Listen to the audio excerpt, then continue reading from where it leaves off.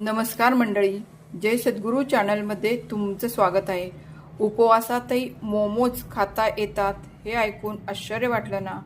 चला आज अगदी सोप्या पद्धतीने उपवासाचे मऊ आणि चविष्ट मोमोज बनवूया। त्यासोबत आपण उपवासाची चटणी बनवूया। चला आपण मोमोज करूया।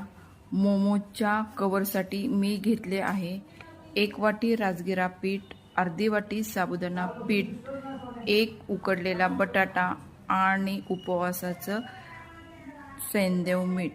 मी हे राजगिरा हलकासा भाजून मिक्सरमध्ये दळून घेऊन चाळून घेतलेला आहे। साबुदाणा पण मी भाजून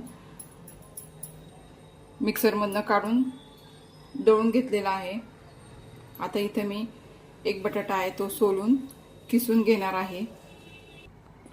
आपण हा किसून घेतलेला 1 बटाटा या पिठामध्ये टाकूया आणि चवीनुसार आपण त्यामध्ये मीठ टाकून घेऊया आणि आपण हे एकत्र करून मळून घेऊया।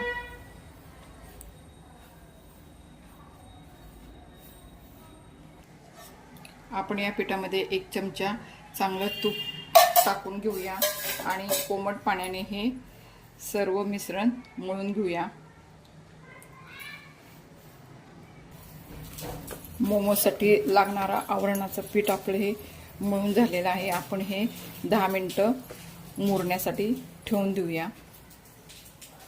मोमोजच्या सारणासाठी मी इथे साहित्य घेतलेलं आहे। मी इथे 2 बटाटे उकडून घेतलेले आहे, थोडी कोथिंबीर मी चिरून घेतलेली आहे, अर्धी वाटी मी शेंगदाण्याचा कूट घेतलेला आहे, इथे मी लाल तिखट घेतलेला आहे 1 चमचा।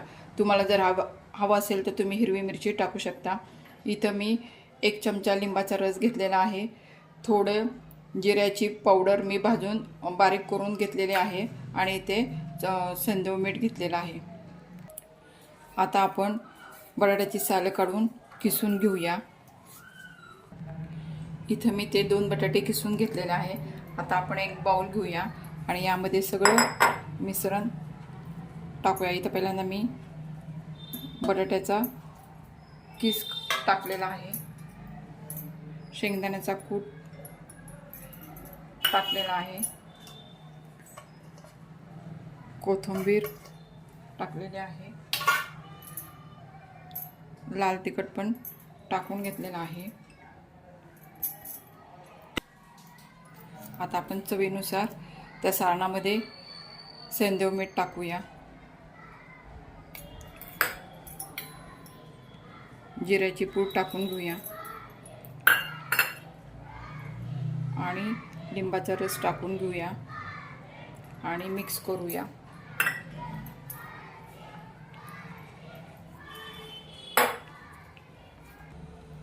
आपलं मोमोजचं सारण हे तयार झालेलं आहे। आपले पीठ हे छान मुरलेले आहे। आता आपण मोमोज करायला सुरुवात करूया। मी हाताला थोडे तूप लावून घेतले आहे। मोमोजच्या कडा या कडेने पातळ करायच्या आणि मध्ये जाड ठेवायचे, म्हणजे हे मोमोज वाफवताना फुटत नाहीत। आपली पुरी ही तयार झाली आहे। आपण त्यामध्ये मोमोजचं सारण 1 चमचावर टाकून घेऊया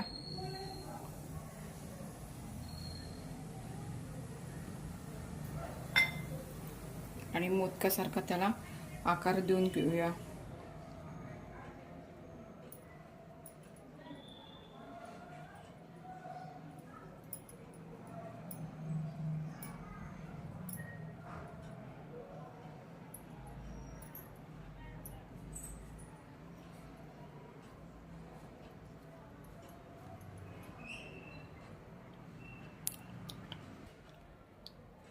अशा प्रकारे आपण सर्व मोमोज करून घेऊया।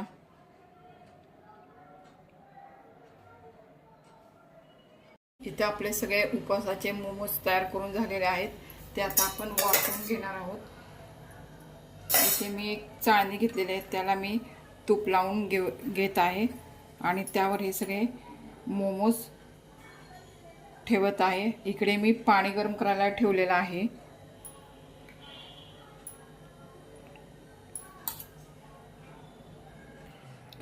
आपण आता हे मोमोज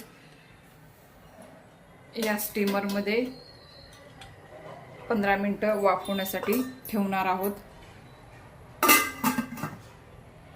मोमोज हे वाफवून होऊस पण आपण मोमोजची उपासाची चटणी करून घेऊया। इथे मी शेंगदाणे घेतलेले आहेत, भाजून त्याची साल काढून घेतलेले आहे, थोडीशी कोथिंबीर घेतलेली आहे, त्यामध्ये थोडंसं आपण चवीपुरतं सेंधव मीठ घालणार आहे आणि थोडेसे जिरे घालणार आहे। म्हणजे तुम्ही उपासामध्ये कोथिंबीर आणि जिरे खात असाल तर नक्की घाला।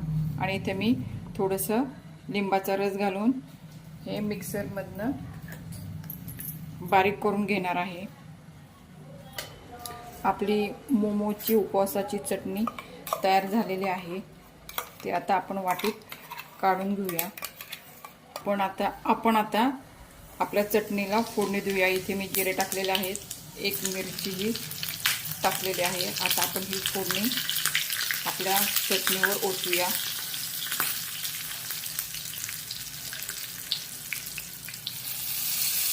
आपल्या चटणीला छान फोडणी बसलेली आहे। 15 मिनिटं झालेले आहेत। आपण हे वाफवायला ठेवलेले होते मोमोज, ते झालेले आहेत का बघूया। छान आपले मोमोज हे वाफवलेले आहे। आपले मोमोज हे आपण काढून घेतलेले आहेत। आता आपण एक गार करण्यासाठी ठेवूया। पहा, आपले गरमागरम मऊ आणि चविष्ट उपवासाचे मोमोज तयार झाले आहेत। हे उपवासाचे मोमोज हिरव्या चटणीसोबत किंवा दह्यासोबत छान लागतात।